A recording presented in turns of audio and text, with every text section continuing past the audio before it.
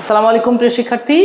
আর্টিকেলে 5-এ 5 পেতে হলে তোমাকে অবশ্যই বেশি বেশি বোর্ড কোশ্চেন সলভ করতে হবে। তোমরা তো অনেক রুলস পড়েছো, এখন তোমাকে এই রুলস পড়ার পরে যেগুলো করতে হবে সেটি হলো বেশি বেশি করে বোর্ড কোশ্চেন এবং টেস্ট পেপার যে কোশ্চেন আছে সেগুলো সলভ করতে হবে।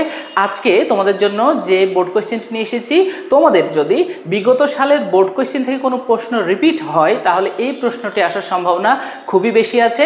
চলো আজকে দেখি কিভাবে আমরা বোর্ড কোশ্চেনটাকে সলভ করব।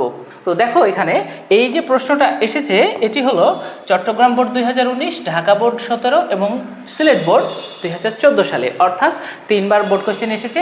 রিপিটেড প্রশ্নের মধ্যে এটা অন্যতম গুরুত্বপূর্ণ একটি প্রশ্ন হিসেবে থাকবে। এখানে দেখো, হোয়াট ইজ প্যাট্রিয়টিজম? দেশপ্রেম কি? ইট ইজ অর্থাৎ সিঙ্গুলার, তাই না? Singular. It is a Nobel virtue, এটা একটা কি মহৎ গুণ। ইট ইন্সপায়ার্স অর্থাৎ এখানেও সিঙ্গুলার। ইট ইন্সপায়ার, যেহেতু আমরা দেখতে পাচ্ছি ভার্ব সিঙ্গুলার হয়ে গেছে, এ ম্যান। তুমি যখন দেখবে গ্যাপের আগে ভার্বটা সিঙ্গুলার আছে, অর্থাৎ সেই ক্ষেত্রে তুমি কি করে দেবে? সেই ক্ষেত্রে নির্দিষ্ট করে না বোঝালে এ অথবা অ্যান ব্যবহার করবে। যেহেতু এখানে ম্যান, এম হলো কনসোনেন্ট সাউন্ড, এই কারণে আমরা এ বসিয়ে দিয়েছি। His life for the freedom of his dash country. দেখো, হিজ এবং ড্যাশ তারপরে কি কান্ট্রি। যখন এখানে হিজ যেটা আছে সেটা হলো পজিটিভ, হিজটা কি পজিটিভ। তোমরা যে কাজটা করবে, পজিটিভ এর আগে এবং পরে, পজিটিভের আগে এবং পরে কোনো আর্টিকেল ব্যবহার করবে না, পজিটিভের আগে এবং পরে কোনো আর্টিকেল ব্যবহার করবে না। অর্থাৎ এখানে যেটা হবে সেটা হলো ক্রস, পজিটিভের আগে এবং পরে কোনো আর্টিকেল ব্যবহার করবে না। ওকে, দেখো এবার এখানে একটা বিষয় তোমরা খেয়াল রাখবে, যখন আর্টিকেল তোমরা ব্যবহার করবে, আর্টিকেল প্রশ্নের উত্তর করবে, এই উত্তর করার ক্ষেত্রে যদি দেখো কোনো ফুল স্টপ দিয়ে একটা বাক্য শেষ হয়ে গেছে তারপরেই ঠিক গ্যাপ দেওয়া রয়েছে, এই গ্যাপে যে আর্টিকেলটা ব্যবহার করবে সেটা শুরু হবে ক্যাপিটাল লেটার দিয়ে। শুরু হবে কি দিয়ে? ক্যাপিটাল লেটার দিয়ে। তাহলে dash a man without patriotism is no better than, এখানে কি করো? A man without patriotism is no better than a beast. তুলনা করা হচ্ছে কয়জনের সাথে?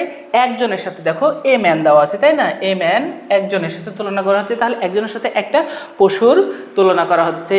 যে এ ম্যান উইদাউট প্যাট্রিয়টিজম, যার একজন মানুষ হচ্ছে দেশপ্রেম ছাড়া একজন মানুষ, is no better than a beast, পশুর মতোই, একটা পশুর মতোই।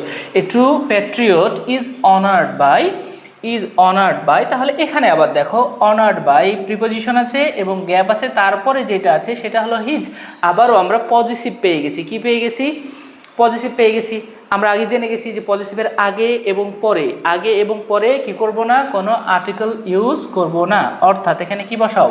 ক্রস বসাও। Okay, his countryman, he thinks for gap আছে, দেখো এখানে একটা গ্যাপ আছে, বেটারমেন্ট অফ নাউন, এরপর নাউন প্লাস কি, যদি অফ থাকে তাহলে তার আগে কি বসাবে? তার আগে যেটা বসাবে সেটা হলো দি। তার আগে কি বসাবে? দি বসাবে।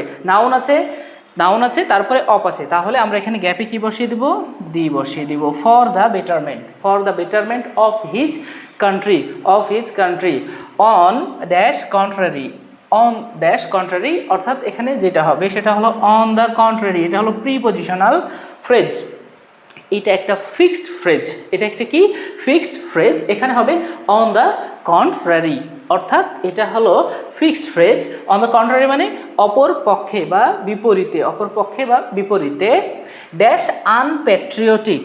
আচ্ছা, এখানে যে বিষয়টা খেয়াল করো, এখানে যে শব্দটি রয়েছে আনপ্যাট্রিয়টিক, শুরু হয়েছে কি দিয়ে? ভাওয়েল দিয়ে। ভাওয়েল সাউন্ড দিয়ে শুরু হওয়ার ফলে আমরা যে কাজটি করব সেটি হলো এখানে অ্যান বসিয়ে দেব। অ্যান আনপ্যাট্রিয়টিক ম্যান, একজন অদেশপ্রেমিক, অর্থাৎ যে দেশপ্রেম যার মধ্যে নাই, thinks only of his own interest, those who die for dash country. এখানে দেখো নাউন আছে, ফর আছে, তাহলে প্রিপোজিশন গ্যাপ নাউন যদি থাকে, সেক্ষেত্রে তোমরা কি করে দেবে? সেক্ষেত্রে তোমরা যে কাজটি করবে সেটা হলো সেই জায়গায় দা বসিয়ে দেবে। For the country are true patriots. তো তো প্রিয় শিক্ষার্থী, তোমরা এভাবে কি করো, বোর্ড কোশ্চেন সলভ করো এবং তোমরা বেশি বেশি বোর্ড কোশ্চেন সলভ করো, যেন তোমরা পরীক্ষাতে বেশি কমন পাওয়ার সম্ভাবনা যেন থাকে। এবং এর সাথে বোর্ড কোশ্চেন সলভ যদি করো তাহলে তোমার কি হয়ে যাবে, প্র্যাকটিসটা হয়ে যাবে। এতদিন যে রুলসগুলো পড়েছো এটার একটা প্র্যাকটিস হয়ে যাবে। তো আজকের ক্লাস এই পর্যন্তই। তোমরা অনেক ভালো থাকো এবং সুস্থ থাকো। আসসালামু আলাইকুম।